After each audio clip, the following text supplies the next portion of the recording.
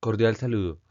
El grupo 13, conformado por Víctor Alfonso Pérez, Daniela Fandiña Cantor y Julio César Gómez Rincón, les presenta el trabajo sobre revisiones de tema. Cuando hablamos de las revisiones de tema, haremos énfasis en las revisiones de tema que ocurren en el Servicio de Infectología del Instituto Nacional de Cancerología.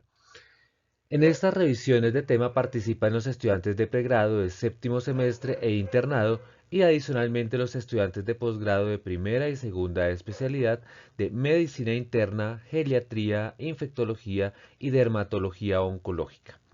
Estas revisiones de temas se programan usualmente para los martes y jueves a las 7 de la mañana. Los asteriscos implican que las revisiones de posgrado generalmente pueden programarse en un horario diferente y en ocasiones en horas de la tarde. Los estudiantes de pregrado tienen una programación establecida de temas, las cuales se les hace llegar con anticipación antes del inicio de la rotación, mientras que los estudiantes de posgrado van a elegir los temas a revisar y la metodología que utilizarán para hacer la revisión.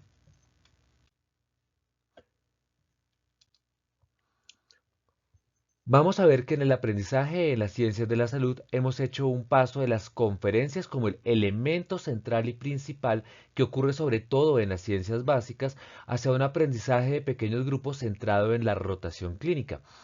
El docente también tiene un cambio en su rol al pasar de ser el eje del aprendizaje que imparte un contenido con el foco en la enseñanza, qué voy a enseñar y cómo lo voy a enseñar, a un cambio de un rol de facilitador, pero también puede asumir diferentes roles dentro del grupo pequeño, como hacer de silla neutra, abogado del diablo e incluso no tener un rol definido dentro del grupo pequeño. Los estudiantes también hacen una evolución del rol, mientras que en las conferencias son sujetos pasivos que están tomando notas y ocasionalmente hacen preguntas. En el grupo pequeño su participación es activa y son el eje del aprendizaje y de la actividad. Si bien los grupos pequeños, entendidos como grupos de máximo 8 personas, tienen la capacidad de generar un aprendizaje significativo, autodirigido y de mayor duración, enfrentan varios problemas. El primero de estos problemas son las creencias, que presentan tanto docente como estudiantes, y están muy relacionadas sobre el cómo deben ser las cosas, especialmente basados en la educación tradicional. Reconocer que el grupo pequeño no va a funcionar como una clase magistral en la cual el docente le va a dar la misma información no a un grupo grande, sino a un grupo pequeño, sino que es un grupo en el que todos participan para aprender algo nuevo, en el cual todos pueden aprender de cero, da un margen para poderlo abordar de una manera diferente y generar un funcionamiento del grupo. Sin embargo, esto requiere que el profesor crea que esto puede hacer de esta manera y que tenga unas habilidades que le permitan moderar el grupo, facilitar el grupo y llevar a que el grupo sea el que trabaje y no que él sea el que esté planteando de manera exclusiva los temas y las formas de trabajar. Entonces, facilitar un grupo requiere un aprendizaje y requiere práctica para hacerlo cada vez mejor. Se ha visto que en los grupos pequeños un profesor experto no necesariamente es el mejor, sino un profesor que sabe facilitar. Adicionalmente, debe generarse un ambiente apropiado entendido no solamente como un lugar que sea cómodo, que tenga buenas sillas, que tenga buena luz, y que se pueda trabajar sin interrupciones, sino que sobre todo un ambiente apropiado es aquel en el que todos los miembros del grupo pueden participar sin sentirse coaccionados o temerosos de que terminen siendo ofendidos o de que sus ideas no van a ser tomadas en serio.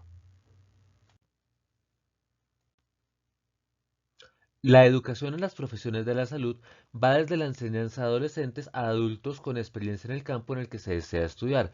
Por ejemplo, en estas revisiones de tema hemos visto que participan estudiantes de pregrado y posgrado de diferentes especialidades, por lo que un enfoque de talla única no va a funcionar igual para todos.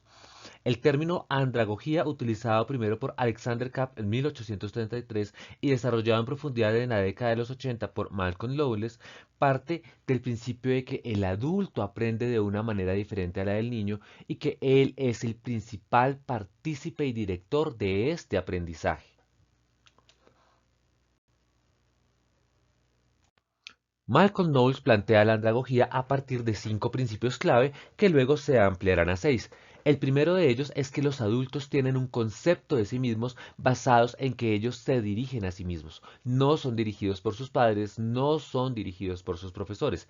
Adicionalmente, cuentan con una experiencia previa, lo que les permite tener un bagaje sobre el cual construir el aprendizaje. Adicionalmente, el aprendizaje es una vivencia y una necesidad para el adulto. No es algo que ocurre en un momento dado como el colegio o la escuela, sino que es algo que ocurre a lo largo de su vida. Y adicionalmente, el aprendizaje es para el adulto una vía para resolver problemas, para mejorar su situación, etcétera. Cuando el adulto se decide a aprender algo, necesita saber por qué va a aprender algo, por qué va a aprender una cierta cosa, para qué lo va a hacer, aunque la motivación del aprendizaje no viene exclusivamente de agentes externos, sino que fundamentalmente es una motivación intrínseca. El adulto aprende porque quiere, porque lo necesita.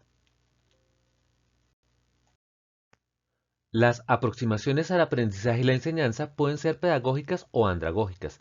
En la orientación pedagógica, el contenido es la clave y se enfoca en las necesidades que deben cubrirse, como un tema que se enseña en unidades manipulables, en una secuencia clara y precisa que se presenta de una forma racional y sistemática. En cambio, en la orientación andragógica, la clave es el proceso, y este proceso consta de varios elementos, como la preparación del aprendiz, fijar el ambiente de aprendizaje, que el aprendiz participe activamente en el diseño de los objetivos de aprendizaje y el docente ayuda asistiendo a los aprendices a ejecutar sus planes de aprendizaje e implicarlos en la evaluación de sus propios resultados de este aprendizaje. Pero más allá, si es contenido o si es proceso, la andragogía aplicada en el aprendizaje de la salud se ve en varias metodologías como el aprendizaje autodirigido. Este aprendizaje requiere la capacidad del aprendiz de identificar sus necesidades de aprendizaje e implementar estrategias para aprender y evaluar los desenlaces alcanzados. La aplicación de la andragogía a grupos pequeños tiene experiencias exitosas publicadas. Traemos una experiencia de la doctora Karin Baum que presenta un estudio que muestra cómo el diseño de un taller diseñado, siguiendo las premisas de las teorías del aprendizaje en adultos, logró cambios actitudinales hacia la medicina basada en la evidencia, con más confianza de los estudiantes aplicando la medicina basada en la evidencia, cambios en la conducta que los llevaron a utilizar la medicina basada en la evidencia sin que nadie se los pidiera como una manera de resolver problemas, y estos cambios se sostuvieron, si bien en un corto plazo, evaluado a un mes, con respecto a las metas que estos estudiantes se fijaron en el taller. Las revisiones de tema que se realizan en el Instituto Nacional de Cancerología presentan varias fortalezas. Entre ellas, es un escenario de múltiples niveles de aprendizaje, lo que permite una interacción más enriquecedora, dado que las preguntas son diferentes para cada uno de los niveles. Adicionalmente, ocurren en una institución oncológica que es un referente nacional, lo cual para este tema en particular permite tener muchas posibilidades de aprender cosas nuevas. Favorece la comunicación entre diferentes niveles de estudiantes, se da en un entorno colaborativo y favorece de manera importante la participación de los estudiantes. Y como oportunidades de mejora se evidencia que se puede mejorar en la planeación de las actividades de posgrado, que se pueden integrar más los casos vistos en la revista con las revisiones para que generen un aprendizaje mucho más anclado al hacer de la práctica clínica, utilizar los celulares más como una herramienta pedagógica que como un potencial distractor y tener unos horarios fijos y programados que le permita a los estudiantes saber cuándo y cómo se va a realizar la actividad. Nuestra propuesta para hacer una intervención en las revisiones de tema y mejorar su calidad arranca por tener un tema claro programado con anticipación, con una pregunta o un tema eje específico que aplique para todos los participantes, especialmente en las revisiones de posgrado. Arrancar la revisión con una pregunta detonadora inicial. Esta pregunta detonadora inicial puede basarse en un caso clínico o sobre una dificultad que hayamos tenido en algún momento, bien fuera conceptual o de aplicación, para fomentar el análisis crítico entre los estudiantes y permitir la participación de todos. El estudiante que está a cargo de la actividad va a moderar la discusión y de esta manera no solamente va a aprender del tema, sino que va a aprender habilidades que le permitan facilitar grupos en un futuro. Y adicionalmente, una vez terminamos toda la fase de discusión, en un tiempo máximo de 10 minutos, la persona que hace la presentación de esta revisión de tema va a exponer rápidamente una pregunta específica, un concepto, un elemento central que queremos que quede como aprendizaje grande de esta revisión, promoviendo el análisis y la participación. Muchísimas gracias de parte de todos los integrantes del Grupo 13.